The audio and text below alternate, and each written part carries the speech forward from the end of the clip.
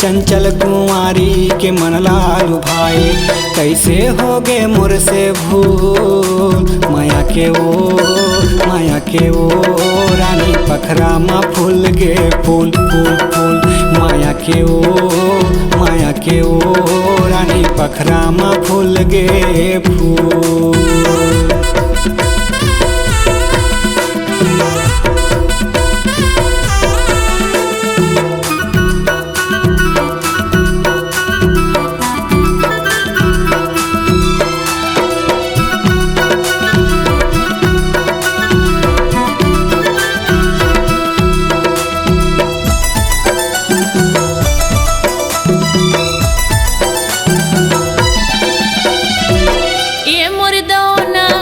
कसमतौना हो गए कैसे चारों चेत कोना।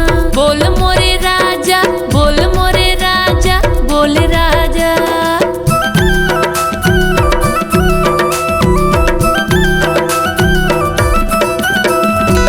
बन गए भौरा बगिया तर चौरा सुधल माथा उठे नहीं कौरा। एवो मोरे रानी ए रानी। ऐसने होते का माया के वसो माया के गा राजा पखरा मा फूल गे फूल फूल फूल। माया के ओ रानी पखरा मा फूल गे फूल।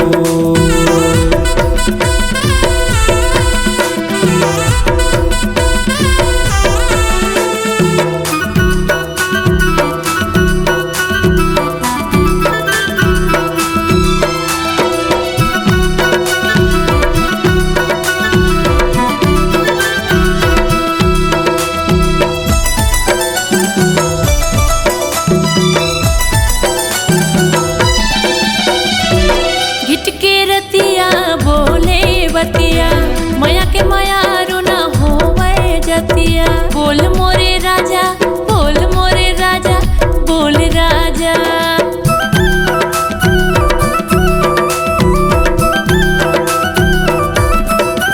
हाँ वो सूरज साखी है चंदा हमर माया निरामला जल गंगा।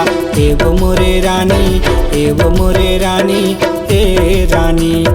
चुटकी भर माथे मसिंदो माया के गा राजा पखरा मा फूल गे फूल फूल। माया के गा राजा पखरा मा फूल गे फूल। मंगनी के माया डंगनी मा टांगे चंचल कुंवारी के मन लालू भाई। कैसे हो गे मोर से भूल माया के ओ रानी पखरा मा फूल गे फूल फूल।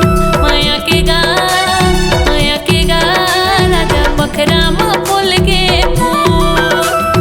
पखरा मा फूल गे फूल।